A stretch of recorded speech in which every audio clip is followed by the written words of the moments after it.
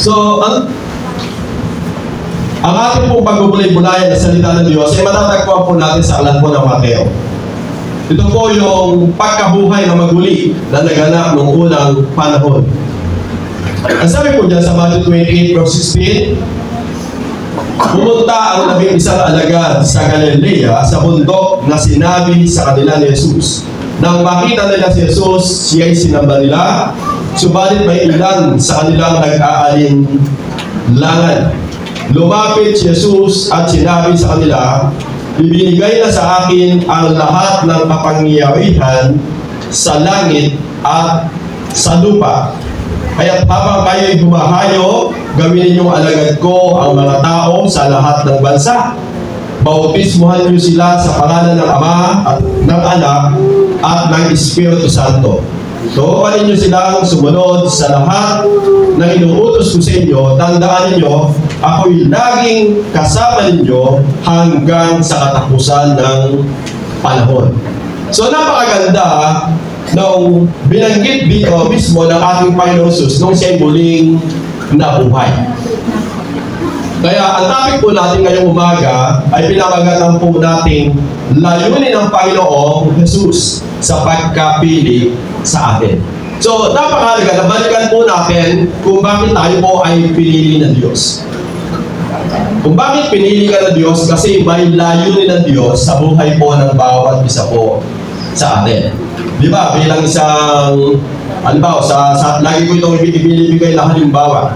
Sa isang kumpanya, hindi mo tatanggapin yung isang empleyado kung wala kang layunin sa kanyang buhay. O kung wala po siyang gagawin bilang isang empleyado na yung tatanggapin. Ganun din po yung buhay natin.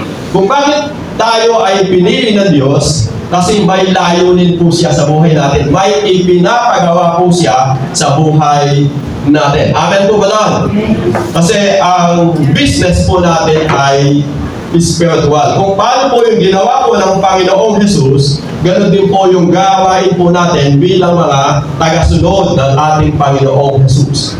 At binanggit po ito ng Panginoong Jesus noong po siya ay muling nabuhay. Kung titignan natin, bago nabuhay ang Panginoon, pagkatapos po niyang mamatay, siya po muna yung unang nagmisyon. Diba? Siya po yung unang nagmisyon dito sa ibabaw po ng lupa. At mula po doon, pumili po siya ng mga alagad na makakasama po niya sa kanya pong misyon. Subalit yung Panginoon, umakyat na po doon sa langit. At yung mga alagad na unang nagmisyon dito sa ibabaw ng mundo, wala na po sila. So dahil wala na po sila, tayo po yung nandito ngayon, tayo po yung tinatawagan po ng Panginoon. Tayo po yung pinili ng Panginoon upang ipagpatuloy yung kanyang misyon. Amen po ba doon? At ang magandang balita na binagibit ng kasulatan, kung babalikan po natin yung Matthew 28, ang sabi niya, basahin po natin ulit, pumunta ang 11 alagad sa Galilea sa bundok na sinabi sa kanila ni Jesus, nang makita nila si Jesus, siya'y sinamba nila, subalit may ilan sa kanilang nagkaalinlangan. So, dito makita natin, may mga talagang naniwala at may mga nag-aalinlangan pa. Tingnan natin sa mga nag-aalinlangan, isa po sila sa mga pananampalataya po ni Tomas. Na nakita, bago siya lubusang naniwala at nanampalataya sa ating Panginoong Jesus, kinakailangan po muna niyang makita yung butas sa kanyang kamay, sa kanyang paa, maging sa kanyang tagiliran. So, sa buhay po natin ngayon, bilang isang mananampalataya na po ng Diyos, huwag po tayong maging kapatid po ni Tomas. Amen po ba doon? Kundi tayo po yung talagang maniwala at manampalataya na ang Panginoong Jesus ay buhay at nananatiling buhay at mananatiling buhay magpakailan-kailan paman. Amen!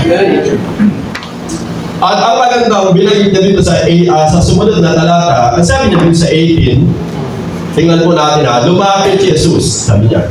At sinabi sa kanila, ibinigay na sa akin ang lahat ng kapangyarihan sa langit at sa lupa. Ibig sabihin, yung pamamahala ng ating Panginoon Jesus, hindi lang dito sa lupa, maging hanggang doon sa langit.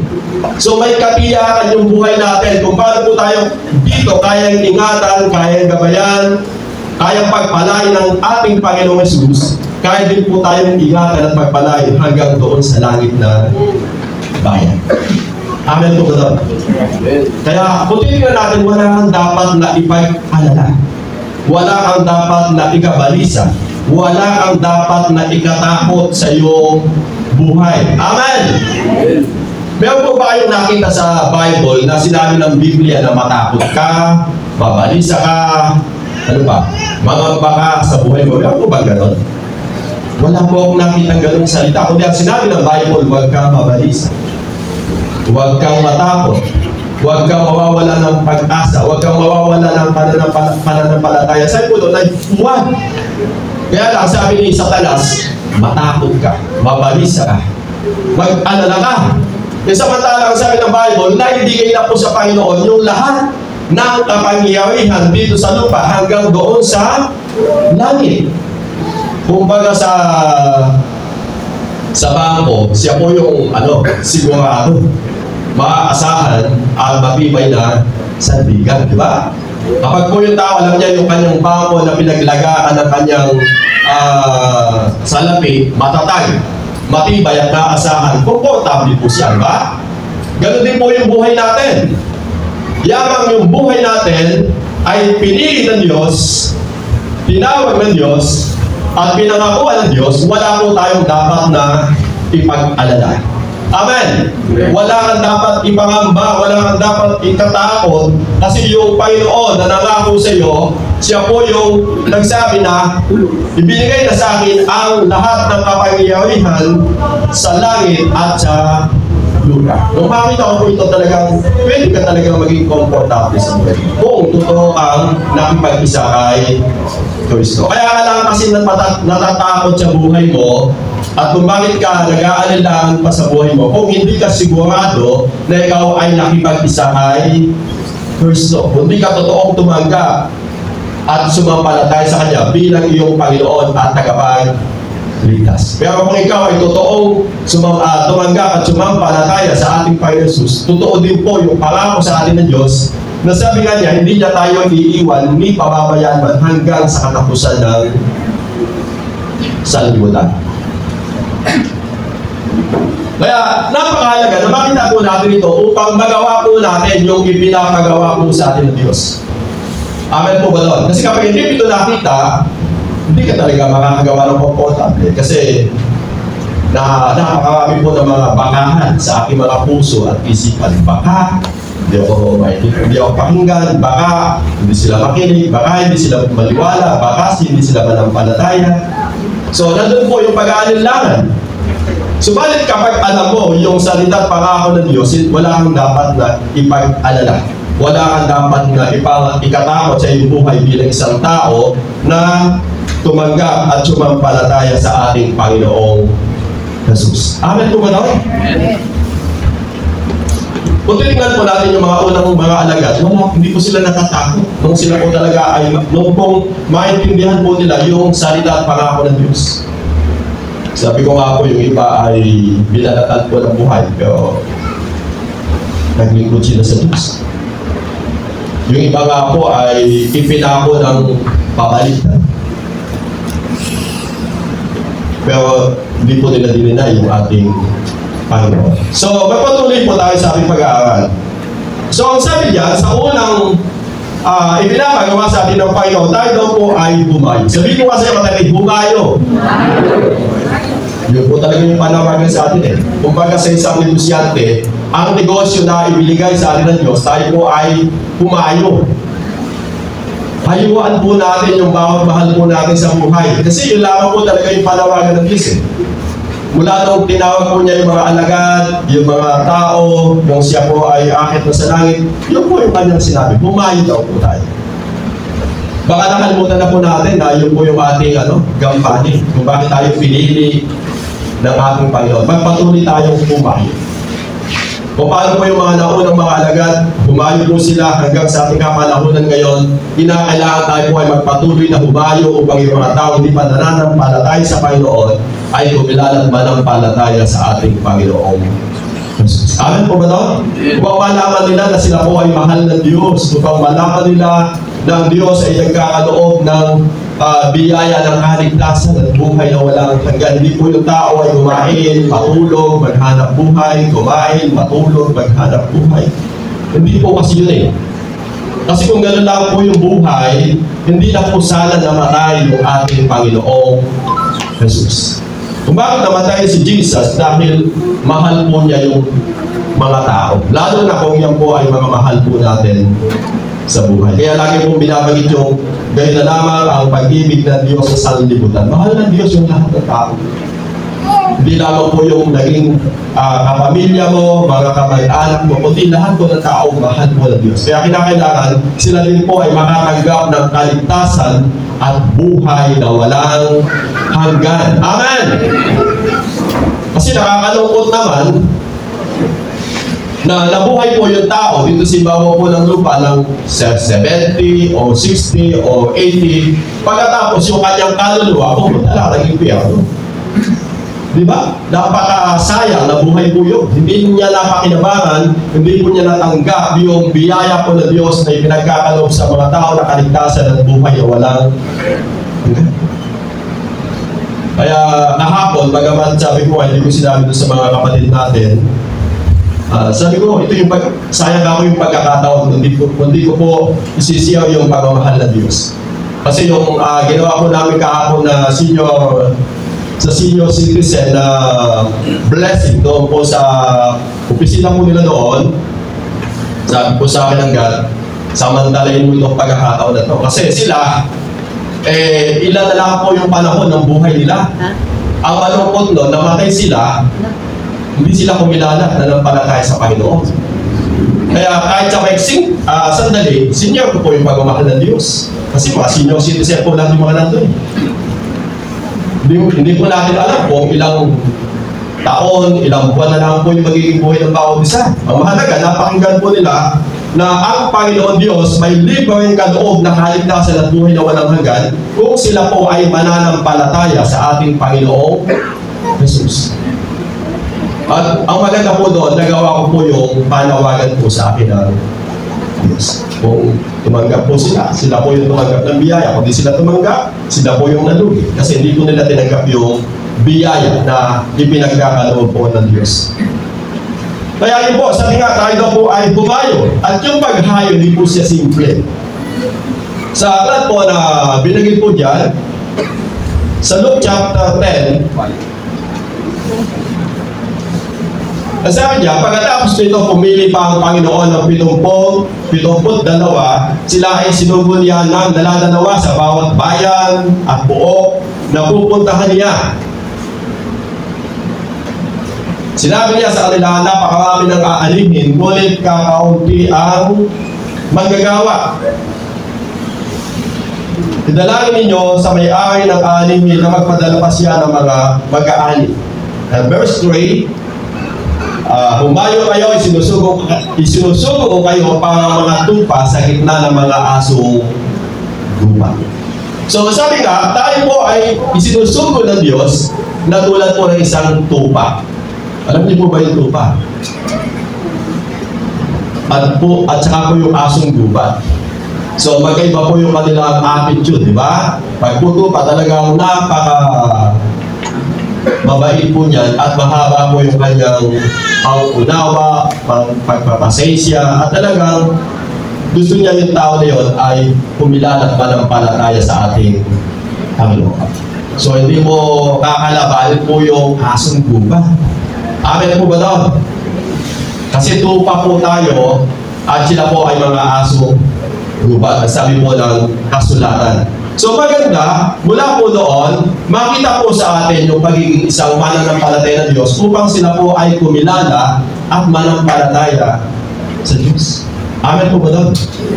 Alam niyo po kasi, lagi po natin sinasabi, yung paniniwala po ng tao, hindi lamang po doon sa sinasabi po natin, kundi kung ano po yung nakikita nila sa buhay natin kapag po sila ay pinakikitunguhan po natin. Yung po bang sabihin na talaga ito ay totoong tupa, totoo kang born again, babalik. Talagang makikita mo sa kanya yung pagiging isang totoong mananampalataya ng Diyos. Kaya yung asong gubat, pwede siyang lumapit at manampalataya sa ating Panginoon. Pero kung yung sinasabi natin na mananampalataya ng Diyos, gaya po siya ng asong gubat, mag-aawit po sila. Amen po ba doon? So, nakuha po natin mga illustration na sinasabi po ng Bible. Tayo po yung lumalapit, kagaya po ng Panginoon, upang sabi nga yung mga tao walang pagkakilala kay Kristo ay kumilala po sa ating Panginoon. Kung titignan natin yung halimbawa po ng Panginoon, ang pinupuntahan po niya yung mga makasalanan. Nakikisama siya sa mga taong masama upang yung mga taong masama ay kumilala at manampalataya po sa Diyos noong kanyang kapanahunan. So yun po, sabi nga, tayo po ay maging tupa na lumalapit sa mga taong wala pang lubusang pagkakilala kay Kristo. Sa aklat din po ng awit, binanggit po yan, sa paghayo, bahagi po talaga yung pagtitiis. Masabi po dyan, silang tumatangis habang nagsisipagtanim, hayaan mo na mag-ani, na puspos po ng kagalakan. Silang mga nagsisihayong dalay binhing na nanangis, ay awit na may galak, dalay ani, pagbabalik. So, bahagi po talaga yung konting sakripisyo sa paghayo. Kahit mainit, kahit kinakailangan mong, sabi ko nga, magpaluwag ka minsan ng pamasahe. Di ba? Bahagi po kasi yan eh. Sabi niya, doon sa 6, sila mga nagsisihayong dalay binhing na nanangis, ay awit na may galak, dalay ani, pag mabalik. May ani po yan. Kapag nagtanim ka, may pag-aani na magaganap pagdating ng panahon. Sabi nga, may ani po yan na kaluluwa nakikilala sa Panginoon. At may pag-aani din na pagdating ng panahon. Ano ba? Pinagpala po yung tao na yun. Naalala kang bigla. Diba? Kung si pastor ay gano'n, si brother, o si sister ay umahay talaga, gano'n na lang yung sakripisyo niya. Dahil gusto niya na kuminala ako sa Panginoon, ngayon pinagpala ako ng Diyos. Diba? Darating po yung panahon na matulungan nga si brother, si sister. Makatanggap naman siya ng blessing na ipinagkatiwala sa akin ng Diyos. Diba? May pag-aani po. At higit sa lahat, dumating po yung panahon, halimbawa, nandun na po tayo lahat sa langit na bayan, sabihin niya sa iyo, Brad, salamat ginamit ka ng Diyos kung bakit nandito ako sa langit. Yung mahal mo sa buhay, nandun sa impyerno. Sasabihin niya, bakit di niyo ako pinagtyagaan? Bakit hindi niyo ako binahaginan?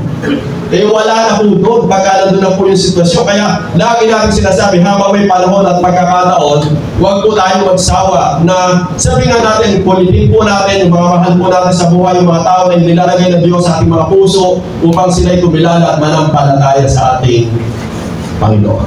Kasi ahani po natin yun. Sa ayon mo gusto, hindi ka niya makakalimutan. Kasi ikaw yung ginamit ng Diyos kung bakit siya ay kumilala at nanampalataya sa ating Panginoon. Hindi mo man po sinasabi sa Kanya, kung minsan nandun po yung kanyang ginagawa, ipinapanalangin ka po. Na sabi nga na ingatan ka ng Diyos, gabayan ka ng Diyos, pagpalaya ka ng Diyos. Kasi siya po ay nakaunawa at nanampalataya sa ating Panginoon. Pangalawa, sumunod po dyan yung salitang bautismuhan sila. So mahalaga yung bautismo kasi binanggit din po yan sa talata natin binabasa na bautismuhan po natin yung mga tao na natutong sumampalataya sa ating Panginoong Hesus. At yan din po ay binanggit po sa aklat po ng Mark chapter 16 verse 15. Ang sabi po dyan ng talata, at sinabi ni Jesus sa kanila, habang kayo humahayo sa buong mundo, ay parangal ninyo sa lahat ng tao magandang balita. Ang sino mang sumampalataya at mabautismuhan ay maliligtas. Ang sino mang sumasampalataya at mabautismuhan ay maliligtas, ngunit ang ayaw sumampalataya ay paparusahan. So makita natin dyan yung ang sino mang sumampalataya at mabautismuhan ay maliligtas. Alam niyo po, bahagi po sa isang mananampalataya yung salitang bautismo. Kaya po may ginagana po tayo water baptism. Kasi isa po siya sa mga palatuntunan na ipinapagawa sa atin ng Panginoon. Alam niyo po sa Bible, may nabasa po ako doon na isang reyna na habang nagbabasa po siya ng gospel, hindi niya maintindihan. Tapos kinausap po ng Holy Spirit si Felipe upang samahan po yung babae po na yun. At nung maintindihan po niya yung salita ng Diyos, ang sabi po niya, may tubig na dito, sabi niya, baka pwede mo na akong bautismuhan. So noon po, pagkatapos po ng tao na sumampalataya sa ating Panginoon Jesus, ay nagpapabautismo na. Tayo po, ginagawa po natin, nagkakaroon lamang po tayo dito ng schedule. Tuwing Mayo, may schedule po ng water baptism. Kaya po sa Tuesday, yung mga kapatid po natin, patuloy natin ihanda yung ating mga puso sa pagsunod natin sa isang ipinapagawa po sa atin ng Panginoon. At mismo yung Panginoon Jesus, nagbigay po siya ng magandang halimbawa. Sa aklat po ng Matthew chapter 3, sabi po dyan, sa Matthew, sabi niya, dumating si Jesus sa ilog Jordan mula sa Galilea upang magpabautismo kay Juan. Ngunit tumutol si Juan at patuloy na sinabi, ako po ang dapat magpabautismo sa inyo. Bakit kayo ang nagpapabautismo sa akin? Subalit, sumagot si Jesus, hayaan mo ito ang mangyayari ngayon sapagkat ito ang nararapat natin gawin upang matupad ang kalooban ng Diyos. Kaya pumayag din si Juan. Nang mabautismohan siya, nang siya mabautismohan, umahon si Jesus sa tubig, biglang nabuksan ang langit at nakita ni Jesus ang Espiritu ng Diyos na bumababa parang isang kalapati at dumako sa kanya. At isang tinig na mula sa langit ang nagsabi, ito ang minamahal kong anak na lubos kong kinalulutan. Kaya makita natin yung kahalagahan po ng bautismo.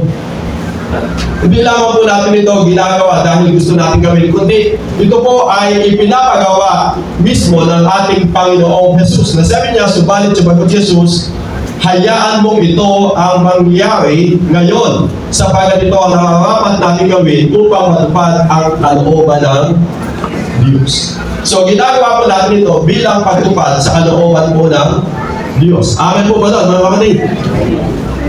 Ito yung tutubog ka lang po doon sa tubig. Kundi ito po ay isang pagsunod sa kalooban po ng Diyos. Na mismo yung Panginoon Jesus ay nagpabautismo. Amen po ba doon? At dahil ito po ay ginawa po ng Panginoon, kaya din po natin ito ginagawa. So pangatlo, sabi po dyan, gawing alagad ang lahat ng mga bansa. So alam niyo po, napakahalaga na makita natin na nais po ng Diyos na tayo po lahat ay maging alagad ng ating Panginoon Jesus. So pag sinabing alagad, tagasunod. Ginagawa po natin kung ano po yung mga bagay na nais po na gawin po ng Diyos sa buhay po ng bawat isa po sa atin. At isang talata lang po yung ibinigay ko po dyan na gusto ko pong makita natin na isang utos na ibinigay po sa aklat po ng Juan. John chapter 13 verse 34 hanggang 35. Nang sabi diyan, isang bagong utos ang ibinibigay ko sa inyo ngayon. Mag-ibigan kayo. Kung paano po kayo iniibig, hindi naman, mag-ibigan kayo. Kung kayo nag-iibigan, nakikilala ng lahat na kayo'y aking mga alagad. So ito daw po mga alagad ni Kristo ay nagmamahalan. Amen? Alam niyo po, wala naman pong taong perfect. Lahat po tayo ay may kamalian, lahat po tayo may kahinaan, lahat po tayo ay may, sabi nga po natin, may daplis, no, minsan. Pero sabi ng Bible, ay magmahalan daw po tayo. Amen! Alam niyo po yung paghatol sa uling panahon. At ang hatol po sa ating lahat, walang iba kundi po yung ating Panginoon. Kasi sabi ng Bible, itinakda sa tao, mamatay na minsan, pagkatapos nito ay ang paghuhukom. So, hayaan po natin yung Panginoon ang humatol. Amen po ba doon? Ang inuutos po sa atin ay magmahalan po tayo. Kahit kung minsan, nagkakaroon po tayo ng hindi pagkakaunawaan. O hindi po pagkakaintindihan. Ano pa? O kung minsan, nandun po na nagkakaroon po ng konting tampuhan. Bahagi po yun ang buhay ng isang tao. Habang nandito po tayo sa mundo na to, bahagi po ng buhay ng tao yan. Subalit sa kabila po ng lahat ng bagay nito, ang sabi po sa John 13, 34, and 35, mag-ibigan kayo. Makikilala ng lahat ng tao na kayo ay mga alagad ko. Amen po ba doon? Eh, sino pa yung magmamahal sa katabi mo? Kundi ikaw din. Amen po ba ito? Yes. Eh kung yung katabi mo, hindi mo pwedeng mahalin. Sino pa yung magmamahal dyan? Wala na, di ba? So, kahit na may kahinaan yung isa, may kamalian yung isa, ang utos po sa atin, magmahalan po tayo. Katulad mo yung kapatid mo, ang gawin mo natin, ipanalangin po natin siya. Alam niyo po, yung Panginoon, di ba, sabi niya, Ama, patawagin mo po sila sapagkat hindi nila alam yung kanilang ginagawa. Kapag yung kapatid mo may nagawa ng bitaka sa'yo, Lord, dinadalayan ko po siya. Napatawagan po siya sapagkat hindi niya alam yung kanyang nagawa. Amen! Kasi sa katulad po natin, parang ibinabaon mo siya, imbis na iyangat po natin siya. So yun po, sa mga alagad po ng Panginoon, kinakailangan nandun daw po yung pagmamahalan. Panguli, sabi po ng Bible, sa pagsunod sa Diyos, ang unang kalaban ng tao, hindi naman si Satanas yung sarili mo. Ikaw mismo. Ikaw mismo yung kakalaban sa sarili mo upang masunod mo at magawa yung kalooban po ng Diyos. Kasi binigyan tayo ng kalayaan ng Diyos. At salamat sa Diyos, sa umaga po ito, sinunod natin yung Diyos. Amen. Kasi kung di po natin sinunod ng Diyos, wala po tayo dito. Wow, sinunod mo yung sarili mo. Dahil may binyagan sa kapitbahay mo, may birthday, may kasalan. Magsaka na lang. Di ba? Ganun lamang po kasi hindi ko minsan eh. Sino ba yung dapat masunod? Yung Diyos o yung sarili natin? Si Satanas po kasi nandadaya na lang po yan. Nandadayain ka na lang. Wala po siyang authority sa buhay po natin kasi tayo po ay mga pag-aaway ng mga Diyos. Ang magagawa lang ni Satanas sa buhay mo, dayain ka lang. Sa isip, bubulungan ka, matulog ka na lang, huwag ka na dumano. Maglaba ka na lang, huwag ka na dumano. Ganun po ba? So, bubulungan ka lang. Kapag nadala ka doon sa bulong, wala na. Pero yung desisyon, nasa ipa rin. Kahit ano sabihin ni Satanas ko, yung desisyon mo, susunod ako sa Diyos, susunod ka sa Diyos. Amen po ba doon? Pero kung doon sa desisyon mo, nabulungan ka at napagtagumpayan ka ni Satanas, hindi ka nadala. Di ba si Eva? Yun lang po yung sinabi niya eh. Uy, sabi niya, hindi totoo mamamatay ka. Ang maganda mong gawin, kumain ka. Magiging matalino ka. Magiging kagaya ka ng Diyos, malalaman mo na yung mabuti at masama. Ha?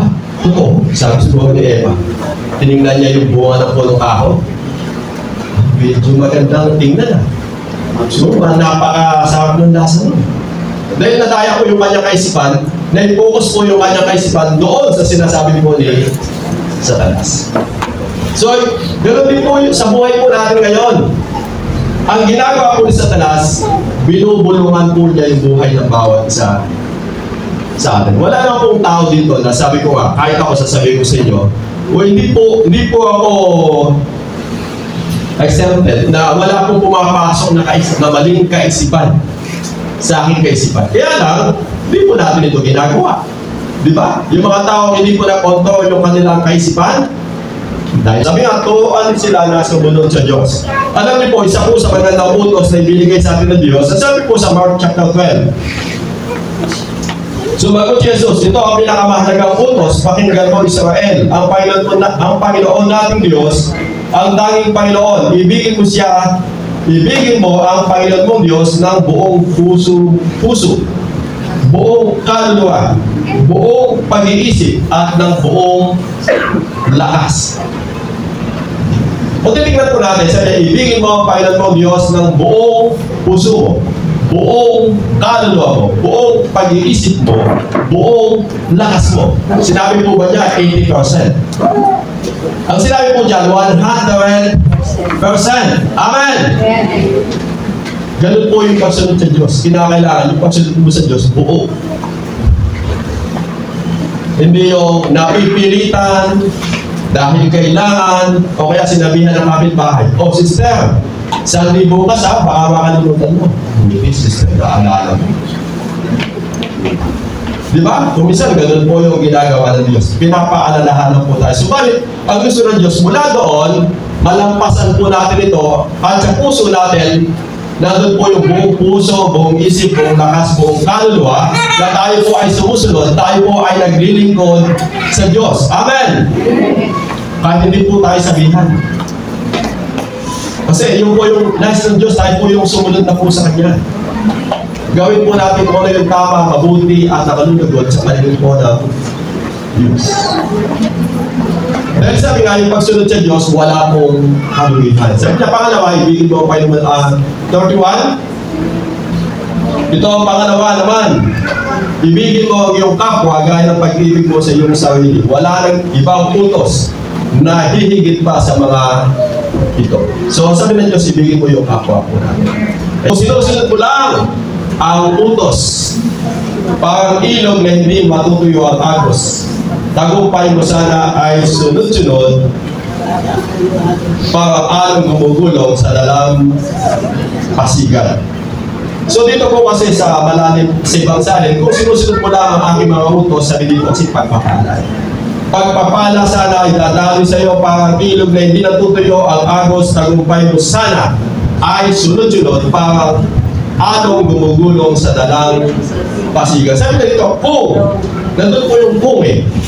Kung sinusunod mo lang ang aking mga utos, pagpapala sana ay dadalhin sa iyo. Sabi niya, kung sinusunod mo yung utos ng Diyos, yung kasunod mo nito yung blessing. Kasunod mo nito yung blessing. Amen! Umisa po kasi nag-aalilangan tayo. Susunod pa kaya ako sa Diyos. Maglilingkod pa kaya ako sa Diyos. Magbibigay pa kaya ako sa gawain ng Diyos. So, kung isa natin po yung ating pag-aalinlangan. Alam niyo po, sa pag-aalinlangan po na yan, nababalag yung mga biyaya at pagpapala na ipagkakaloob sa atin ng Diyos. Kaya sabi niya, kung, tagalin na po natin yung kung, talagang susunod ka na, maglilingkod ka na. Amen! Buong puso mo na gagawin yung kalooban ng Diyos upang yung tagumpay, yung biyaya, yung pagpapala ay patuloy na dumaloy sa buhay pa ng bawat isa po sa atin. At isa pa pong talata, sabi po dyan, sa awit, ang sino man pong si Yahweh buong pusong susundin. Sabi niya dyan, ang sino man pong si Yahweh buong pusong susundin, buhay niya ay uunlad at laging mapapalaki. Sabi niya, buo. Tapos mula po sa puso mo talaga. Yung pagsunod mo, buhay niya ay uunlad at laging mapapalaki. Nais po ng Diyos na sabi nga, sumunod tayo sa Diyos na talagang buong puso. Wala po tayong lugi. Sasabihin ko na po sa inyo, walang lugi sa Panginoon. Kundi, ito po yung susi upang patuloy pa tayong pagpalain pa ng Diyos. Kung noong mga nagdaang taon, nakita mo yung pagsunod mo talagang hindi po 100%, 80%. So, subukan po natin. Sabi nga ng Tagalog na mapaparang, subukan mo pababalo. Di ba? Kung sa ibang bagay, sumusubok po tayo na ibinibigay po natin yung ating buhay, yung ating lakas, yung ating talento. At nakita natin, hindi tayo lubusang nagtagumpay. Bakit hindi po natin subukan yung Diyos? Naibigay po natin talaga yung buong pusong pagsunod, buong pusong paglilingkod. Amen! At makikita natin, totoo yung salita ng Diyos. Totoo yung pangako ng Diyos. Amen po ba doon? Kaya mahalaga lang, makita natin yung mga bagay na dapat natin gawin upang magawa po natin yung kalooban ng Diyos. At sa aklat po ng Matthew, nakita ko din po yan, sabi niya, ngunit higit sa lahat ay pagsikapan ninyo kayo ipagharian ng Diyos at mamuhay ng ayon sa kanyang kalooban at ibibigay niya sa inyo ang lahat ng inyong mga pangangailangan. Kaya po niya ibigay yung lahat ng ating pangangailangan kung tayo sa susunod at maglilingkod sa kanya. Amen po ba doon? Kasi wala naman pong ibang susi. Wala naman pong ibang paraan upang ipagkaloob sa atin ng Diyos yung masaganang biyaya, yung masaganang pagpapala. Kundi tayo po ay buong puso sumunod at maglingkod sa ating Panginoon. At balikan po natin yung Matthew 28 verse 20. Doon sa uling talata, makita natin dito yung pangako ng Diyos. Sabi niya, ulit higit sa lahat, 28. 20. Matthew 20. Sabi po dyan sa 28:20, turuan niyo silang sumunod sa lahat na inuutos ko sa inyo. Tandaan ninyo, ako'y laging kasama ninyo hanggang sa katapusan ng panahon. So sabi po dyan, tandaan ninyo, ako'y laging kasama ninyo hanggang sa katapusan ng panahon. Alam niyo po, ang Panginoong Jesus lamang ang nag-utos at siya lamang din po yung nagsabi na tandaan ninyo, ako'y laging kasama ninyo hanggang sa katapusan ng panahon. Hanggang sa huling sandali ng ating buhay, pangako ng Panginoon, sasamahan po niya yung buhay ng bawat isa sa atin. Amen po ba daw? Yun po yung maganda. Hindi ka nag-iisa. May kasama ka, nandyan yung Panginoon na nagsabi na tandaan ninyo, ako'y kasama ninyo hanggang sa katapusan ng panahon. Kasama po natin yung Diyos. Kaya wala po tayong dapat may katakot, wala po tayong dapat ipangamba, wala po tayong dapat ipag-alala. Dahil nandyan po yung Panginoon, nasasamahan po tayo hanggang sa katapusan ng ating mga buhay. Amen po.